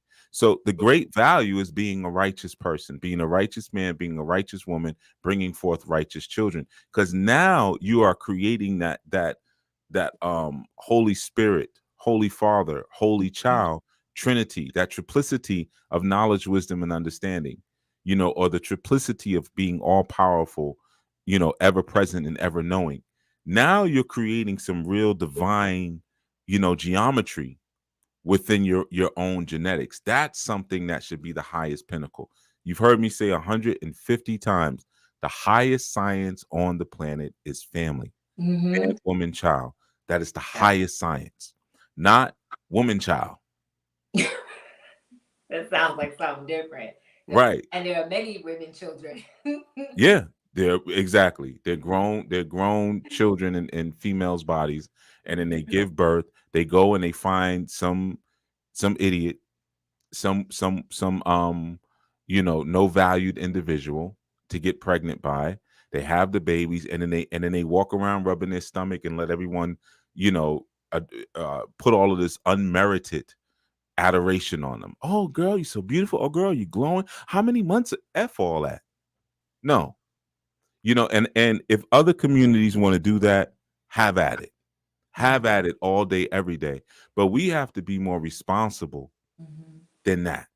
Because you're causing havoc, because those children come to me later for counseling in their 30s and in their 40s, in their 50s, in their 60s. Mm-hmm. Come to me for counseling. What was your relationship like with your father? Well, I never really got to know him. Well, why'd he leave y'all? Well, he was abusive. Oh, here we go with it. And then 5 minutes later, I keep talking. What's your relationship like with your mother? Oh, well, she's real antagonizing. Oh, so wait a minute, your mother's abusive. So something's not adding up here. Well, my stepsister. Well, wait a minute now. Come on, let me understand this. How many men has your mother had children by? Couple. Chased them all off. What's the common denominator here? Right now, and I'm not saying this to say women are bad. It's because if you understand my teaching, I always say it always backs down to the man. At the end Mm-hmm. of the day, it backs down to the man being strong enough to establish culture. It's always going to come down to the man. What kind of culture did you establish, and what did you produce, and what did you impute into that woman? If you didn't have any real light to give her, then you are part of the tragedy and the chaos that happens in the community. And Mm-hmm. you may not see it immediately, because you happy you got your woman. Y'all gonna grow old together. But let's take a look, let's look go 30, 40 years down the road. What are your grandchildren like? Oh well, yeah, I just my granddaughter, she just had a baby. Some guy, I don't know his name. Are they married? No, are they not married? I mean, he's an okay fella, but right. And it all backs down to because you didn't provide right ruling for your wife 40 years ago. So now you got insane grandchildren. Mm-hmm. You see, and then they're going to create more insanity and more insanity and more insanity. And then when you start talking to them about culture and polygyny, what are they going to say? Well, my great grandparents were together for 40, 50 years. What are you talking about? Monogamy works. No, you're insane. Your great grandparents were together for 40, 50 years, but your grandfather was a hunk of SHIT. And this is why you're having these problems today. Mm-hmm. See, that's prudence. That's foresight. Mm-hmm. You see. And because it's like many times like they're together out of, I don't know if it's necessity or it's like I don't know what anything else to do. Because I think we can all say like people of a certain age can all say like my grandparents were together till they died. Like both mine were, they were together till they died. But was it all peaches and rainbows? Did everybody come out well? No. No. It might have just been two selfish people, and you got to look at the times. A lot of Right. our grandparents and great grandparents were together because they needed to be for survival. Mm-hmm. Because and I'm not making this implication lightly, but there were a lot of females back in the days who were abused, greatly. And because the guy knew, well, she has no empowerment on any level to go anywhere. All she can do is go scrub floors because you had to go to college to even be a secretary. So where are you going to go? What you going to do? You see, so you're stuck here. So yeah, of course, when the women's empowerment movement came, which wasn't really true empowerment, to some females in urban areas. Oh, now I can tell him to go to hell. Now you're going to give me a sandwich. You're going to pay my rent as long as I get rid of him. But and we look at that and we say that these women sold us out, and they absolutely did sell us out. There's no doubt about that. They did sell us out. But we also have to look at what precipitated that. Mm-hmm. Why was there no loyalty? What was going on? When you have old time blues songs talking about my man beats me, but it's nobody's business if he does. You got songs like that coming out. It's telling you something about a culture. And if none of these people, male or female, are raised under righteous culture of the Most High, the women are going to be insane and the men are going to be insane. So grandpa was insane. This is why he probably had another family on the other side of town. Now we talk about that and we talk about that like it's cool. Yeah, but he took care of both of them. Well, why didn't he just pull them all under one roof? Then y'all would have really had something going. Why was it a Mm-hmm. family secret? Because Wow. at some point, one set of children was shamed. Right. One of them was shamed. You Mm-hmm. see? So all of that is the insanity. So when you start talking about polygyny or you start talking about plurality and prudence and foresight, we also have to have the hindsight. We got to look back and say, well, what have we been doing? And where are we today? How did we get here? And it's so easy to praise those who have come before us because we don't know. Just like there's going to come a time when people are going to praise us. People are going to praise all these females out here who are having children recklessly. They're going to get praised one day because imagine what the world's going to be like in another 50, 60 years where you'll just go into a building somewhere, you'll get inseminated. Let's say the price of artificial insemination comes way down, or you don't even have to carry the child to term, or you only need to carry the child for about 2 months. We'll take it over from there. So you mean my body won't even stretch out? No, we have so many advances in technology where you carry the child for 2 months. You won't even have a pouch. We take the child out of you and then we incubate it for the rest of the time. So then we'll look back on the women of the day, man. You remember when women used to carry their own children? Yeah. They were warriors. Those were queens. See, that was some real queens. That's when we were about our culture. You see how easily we get Oh my tricked. God, that was so easy. I'm like, oh You yeah. see, that's how we get confused. Yeah, because what we you say all the time, we got short memory. We Right. got short memory. Short Like memories. even now, like I see a lot of I was like look at like okay, like what has the evolution been? And what you see now is this the new generation. I don't keep up with who's in generation what, but the younger women, I don't do relationships. I don't do men and da da da da da. And it's like, so you just sleep around? Like what do you mean? What do you mean you don't do marriage? You don't do da da da, you don't do these things. And then before them, it was, I guess it was us, and it's like, and you can hear it like even in the music, like, oh, he did this, he did that, he was bad, da, da, da. So naturally that evolved to what you see now. And then before that, it's like what you're saying. It's like, he beats me and this and that and the third. But like what we're never looking at, like, okay, well, how do we get to this point and not correcting it? It's just like keep moving forward. Just keep moving forward. Well, because each one is given to us with theme music. Each one is given to us with media, Mm-hmm. and it seems so attractive. I mean, I remember the song "Working 9 to 5." Mm-hmm. Working 9 to 5, 9 to 5. What a way to make a living with Dolly Mm-hmm. Parton and Jane Dolly Parton. Fonda. It was a funny movie and everything like that. Mm-hmm. But these were a bunch of single women who kidnapped their boss, their male boss at the Mm-hmm. time. But that was a big song. You had Donna Summers. She works hard for the money. No finance without romance. Man, he got to have a job if he want to be with me. So this is the entrance of I'm every woman. It's all in me. That song even had witchcraft. I can cast a spell. You know, Oh, she that's did. how the Oh that's how the man. song starts. Oh man. You see, that's why when the remix came out, not remix, but when Whitney Houston did it over, it was supposed to be Whitney Houston and CeCe Winans, and CeCe Winans said she didn't want to sing it because of that line. She said, I can't promote witchcraft. It was supposed to be Whitney and CeCe singing that. So that's the thing. So there was a progressive movement, and you could go even further. 60s. These boots are made for walking, and that's just what they'll do. And with these boots, I walk all over you, right? I Am Woman, Hear Me Roar was another big song, right? So there's a progressive sort of message, and you got to look at the chessboard. Mm-hmm. So first you put in front of me, go to work as a woman. Go to work, get your Yeah. own. Why? Because we figured out, after the war, when women had to go into the factories in order to make munitions and things like that, Mm-hmm. we figured out that we can tax two people inside of one house. That's all it was. Because you remember, you look at a lot of older houses, it was a one car garage. Mm-hmm. Then the newer houses had these huge garage. Why? Because your wife got to have a car too. Mm-hmm. So you have BP Oil and Bridgestone tires.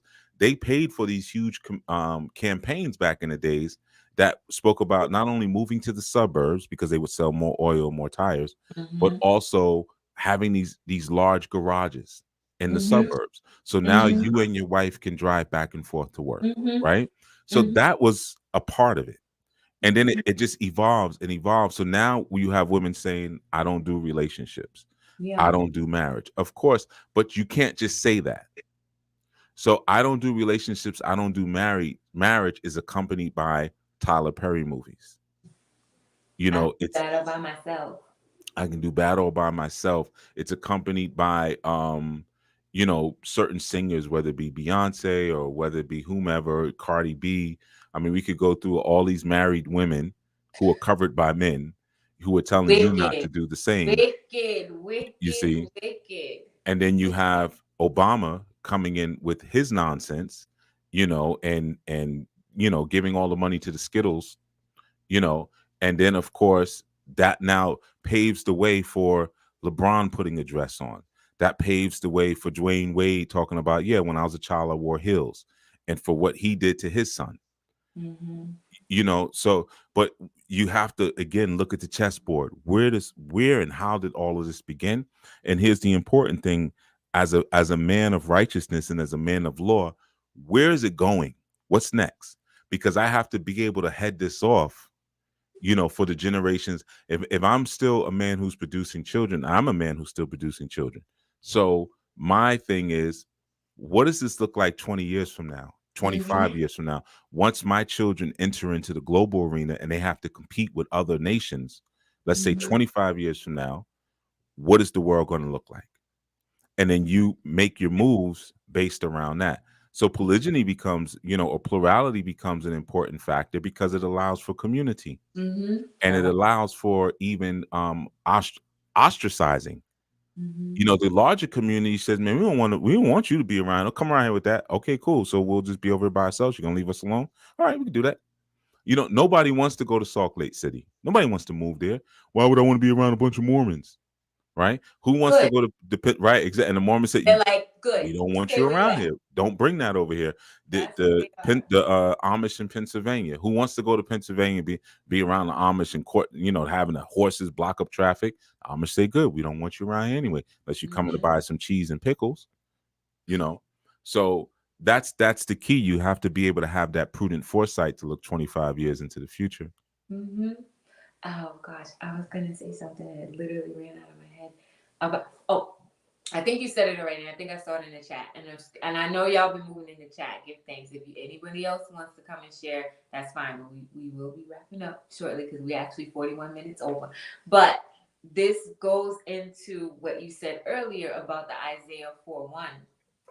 So now you have people sitting there like, oh, it's not for me, I'm not doing it.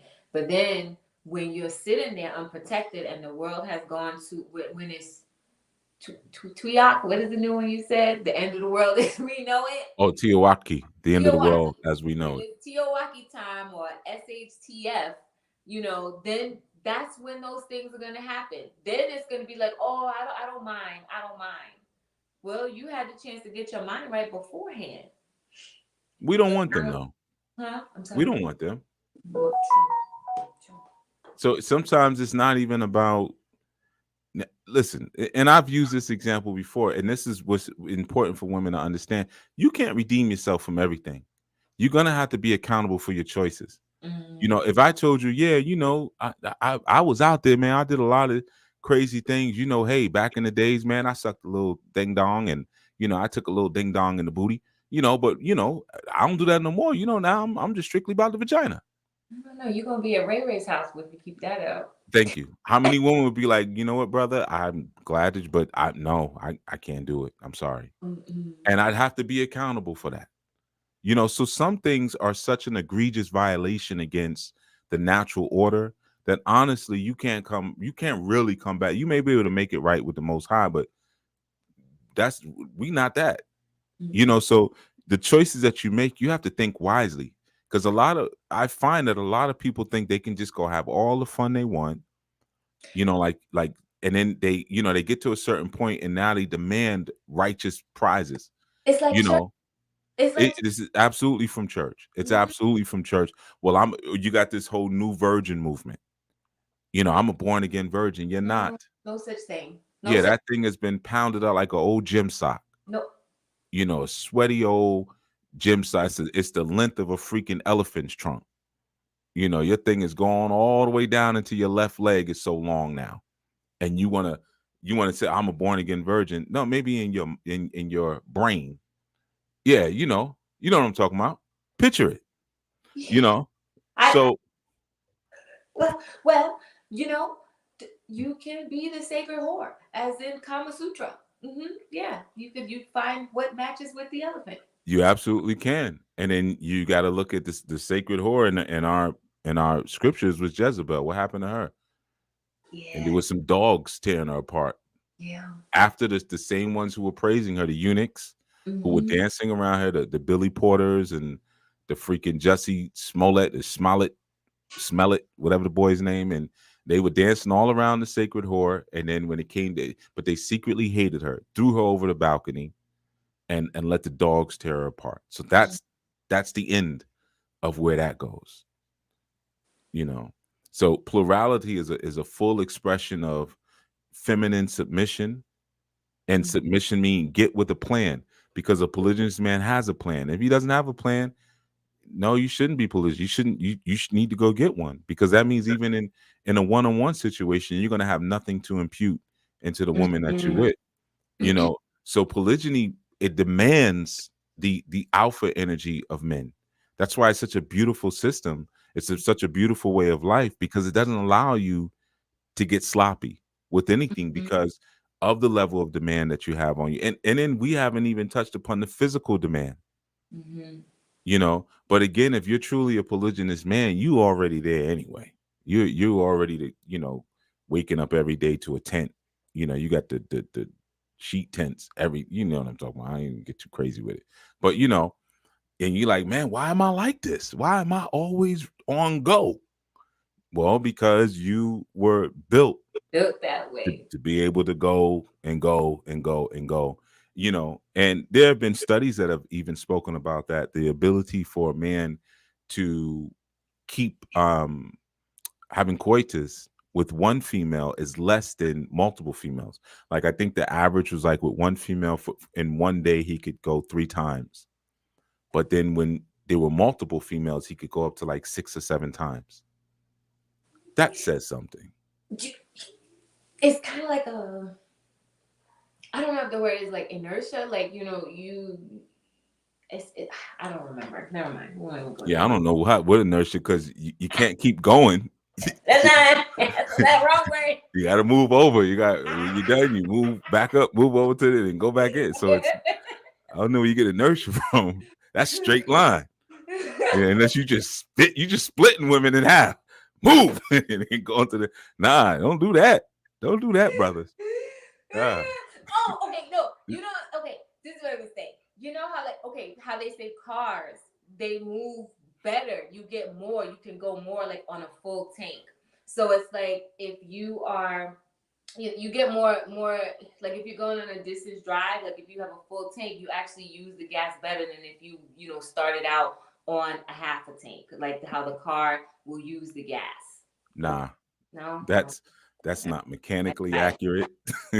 That's not even mechanically accurate. Everybody erase that from your mind. I Yeah, tried.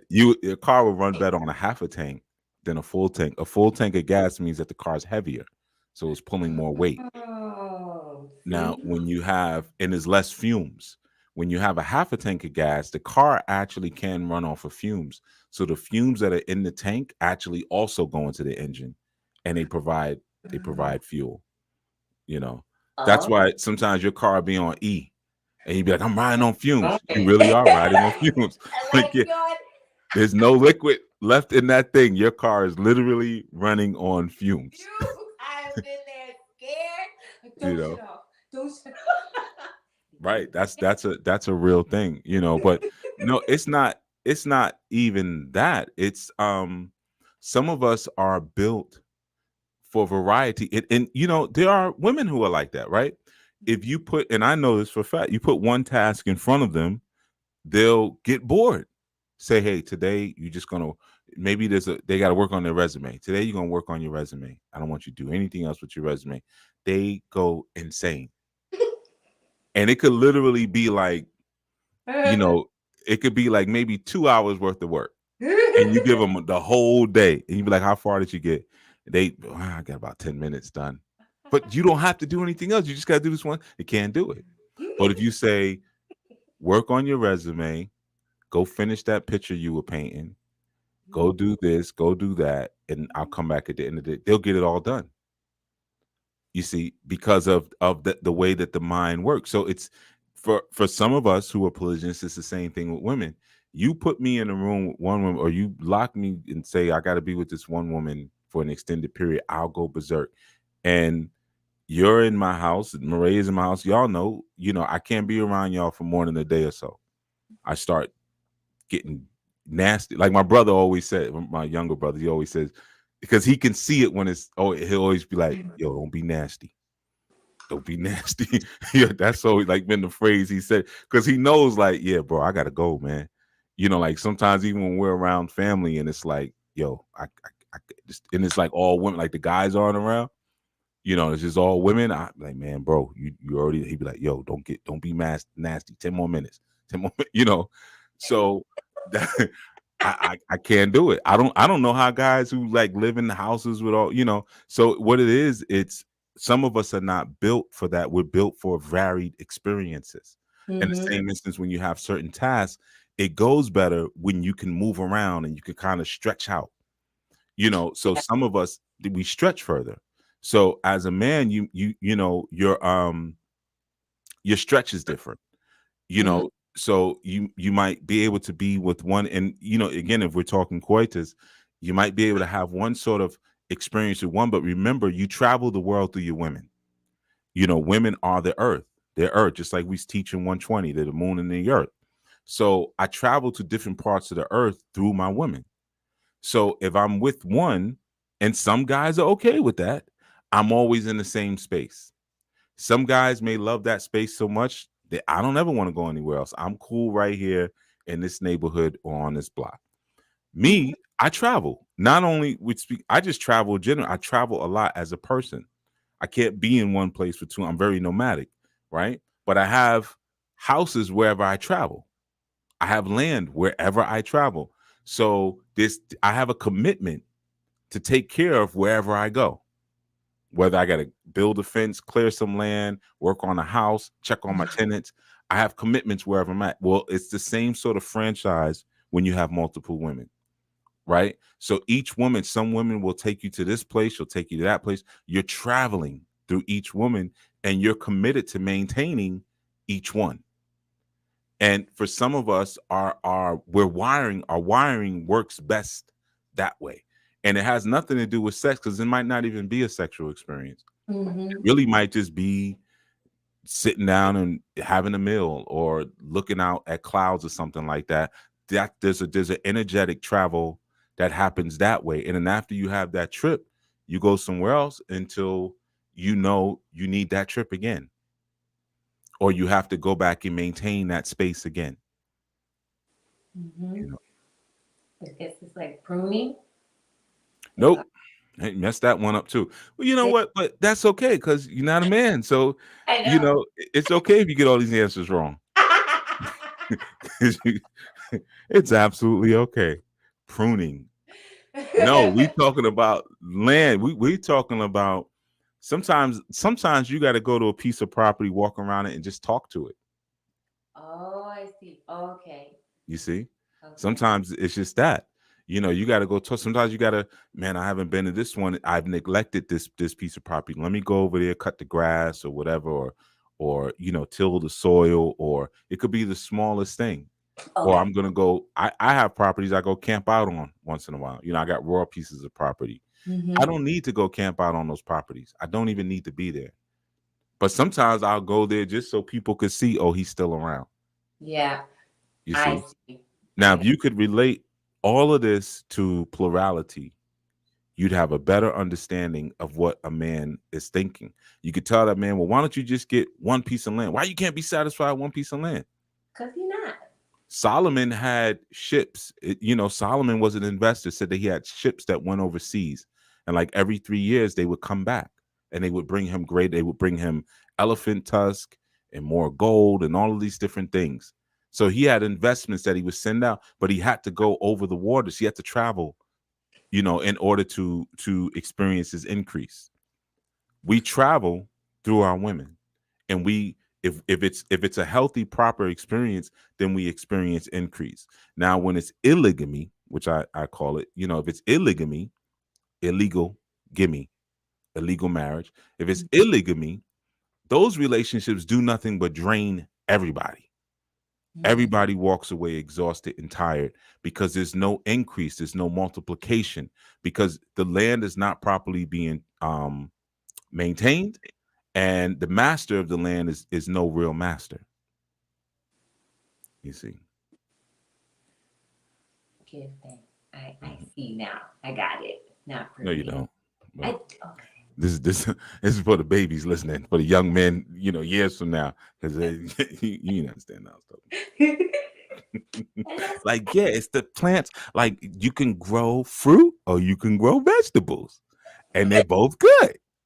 And sometimes you just want to do a fast, and it's just fruit, and then sometimes you just drink green juice, and that's polygamy. boom. Ta-da! Ta-da! You don't know. Give thanks to give thanks. Many, Mhm. many thanks. Um, so I do have an affirmation. And I see the chat. Give thanks to all of you put in the chat. Remember to make sure that you put your comments once the live is over For some of you, you have really good questions and good comments. And what I can do is make sure that we get to those questions and comments after the fact. So just once again, thank you, Chief. Thank you, everyone, for your comments and your participation today. And as for the affirmation, I want to give, um, based on the required qualities, like be my sister's keeper. So as the affirmation is targeted for the sisters and the women or the females who want to become women today is be my sister's keeper. How? Follow required qualities. Be filled with the spirit of the Most High Yah. Be sisterly. Be non-possessive. Even if you're going to be in a monogamous relationship, non-possessiveness is what you need to be, because no person belongs to you. You might be responsible and or have to be the steward of a person, like when it comes to like your use or whatever, but you don't own anyone. So non-possessiveness is key. Never rest for control of your master's role. Be feminine. That's what we're here to do. Ezer Kenegdo, Sela, Isha, Hawa. Those are our roles. Stick to it. And with that, I'm going to say give thanks everyone for joining us. I'll also I want to give everyone a few announcements for our retreat coming up in the summer. I have seen some people who have registered. So this for everyone who's watching this now and after. If you have not registered, please register. We are getting closer to the date. So if we do not get the amount that we need, we may have to postpone or something else. So get your registrations in so that we can get the appropriate head count and get out the rest of the information to you as far as date and location, because the numbers will determine that. Additionally, and here's the code for signing up. If you just click the code with your phone, you can pause the screen. It'll take you right to the registration form, or you can visit anulifeglobal.org and it will take you directly to the first screen will take you directly to the registration form. Also, some other housekeeping and announcements. We do have Red Wrap events approaching. So we will be partnering with the Diaper Bank of North Carolina doing during Period Poverty Week, which is the last week of May or the last strong of May. And we're going to be putting together the Red Wrap bags. And so the Diaper Bank has been, partnering with us to like receive all those items. So you can go to on the website and visit the Red Wrap page on the website, and it'll take you to where you need to go to donate to the drive that we're doing so that our volunteers can like have all that they need to prepare. We'll also be partnering with the Raleigh Rescue Mission. First, that'll be the first group on our list, and we're working on more. And we are going to have an event, a Red Wrap workshop and giveaway with the women who are residing currently at the Raleigh Rescue Mission. As you know, and some of you know, Red Wrap, uh, in the start of Red Wrap was, helping unsheltered women and girls. And so we're still doing that work and also moving into working with community-based organizations. If you're interested in a Red Wrap event, feel free to email us at Red Wrap Organizer, redwrap@honorlifeglobal.org. Again, that's redwrap@honorlifeglobal.org. If you have questions about the retreat, you can email staff@honorlifeglobal.org and someone will get back to you within 24 to 48 hours. So give thanks again. Please feel free to put your comments in the chat once it's in the comment section when it's done. And give thanks for everyone. And yeah, it might have been triggering, but share it. Because again, our goal is to make sure that we're reaching those other individuals who share those celestial embers. And if you don't, okay, that's fine. You gotta be with us. So peace, everyone. Enjoy your strong. And this is the last strong of Ramadan. So willfully everyone finishes strong. And we will see you in the forward. Our next live will be Akio Karar on with our new show Improve History Lessons. So peace, everyone. Give thanks, Aki Zach. Give thanks, Aki Darian and GC Randy. Give thanks, Abba Harutz, Ima Kuya, Master Menulek, Margie Marie Art, how are you? Thanks for showing up. What's the strategic plan? Makes you go into situation with the mindset. What come under the plan? Right, right. Put that question in the comment section. We can build off of that. The conversation doesn't have to stop when the live stops. Put your comments in the comment section, and we can keep going from there. Peace, everyone. See you in the forward.